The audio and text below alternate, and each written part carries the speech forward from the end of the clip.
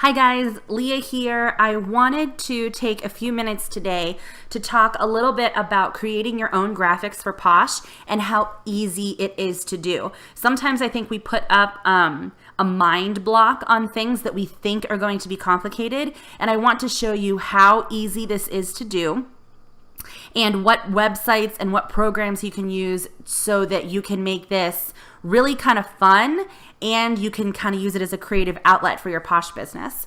So take a look here. This is my custom album that I created. I created all these graphics. I have it on my Facebook page.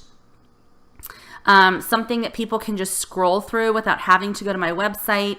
They see a little description, which I literally just copied and pasted from our website, and they can get the prices of everything. So it's kind of a nice way to browse through, an easy, user-friendly way to look at our products without having to go to the website. So I want to show you how I did this and some tricks and some websites that I use for doing this. So I want to take you to this is our website, obviously, and I want to take you to our hand cream line because I think that they are kind of the most fun to design and create. And I want to take you to Hello Sweetie. It's one of my favorites. Okay, so if you go to the website, you'll see that there are always two options per product for pictures. That is the stylized picture and the plain picture. We want the plain Jane picture, right? We want just the bare product because that speaks volumes all on its own.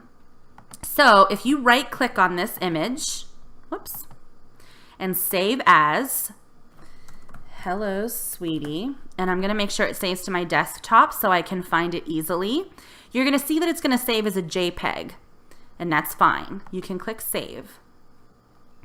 So now this image, this product image, is on my desktop as a JPEG. When it's loaded as a JPEG, when it's saved as a JPEG, that means that this white background is part of the picture. It is not a transparent image.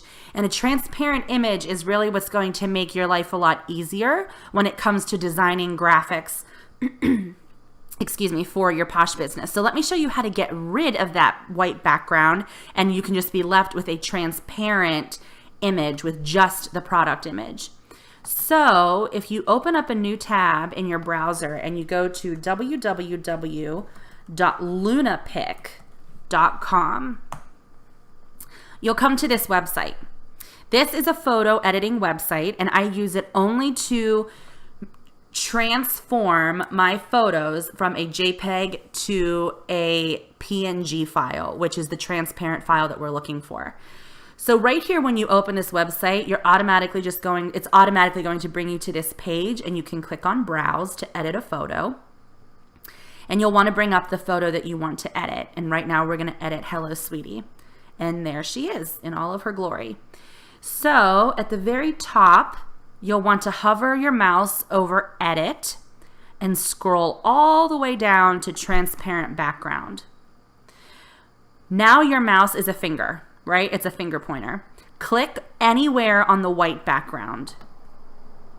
See what it did? It took everything on the product, on this picture that was white, and made it transparent.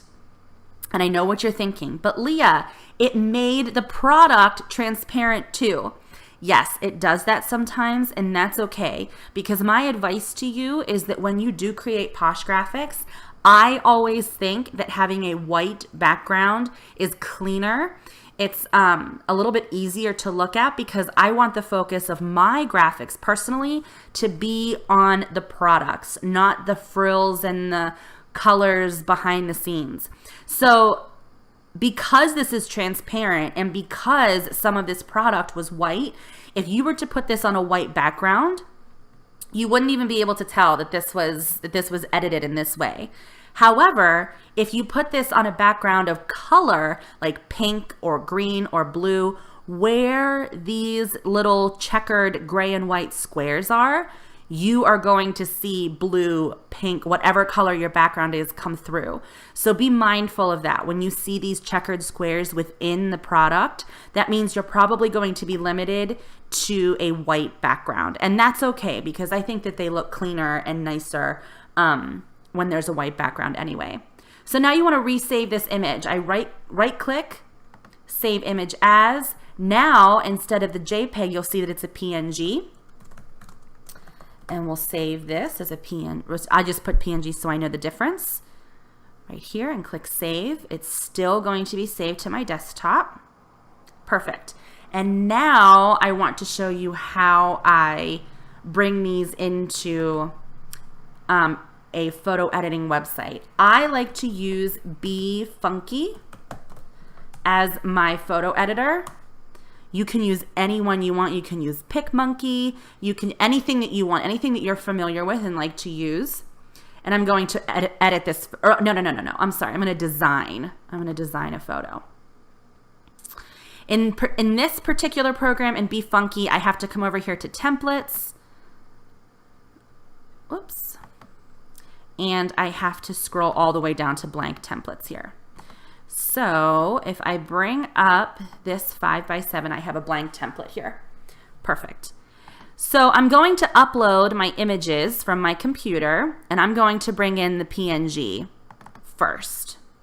You'll see that it looks kind of ugly. Look at that. It kind of looks like it's not filled in, right? That's because we made this a transparent graphic. Once I drag it over to this white background, look how pretty it is. Look how perfect that is. You can make this as big or as small as you want. And since there's a white background, you can't tell that part of this is a transparent image. Now, if we were to change the background to, let's say, blue, now you can see where that's a little bit funky, right? So I always suggest using white backgrounds. I like to let the products speak for themselves.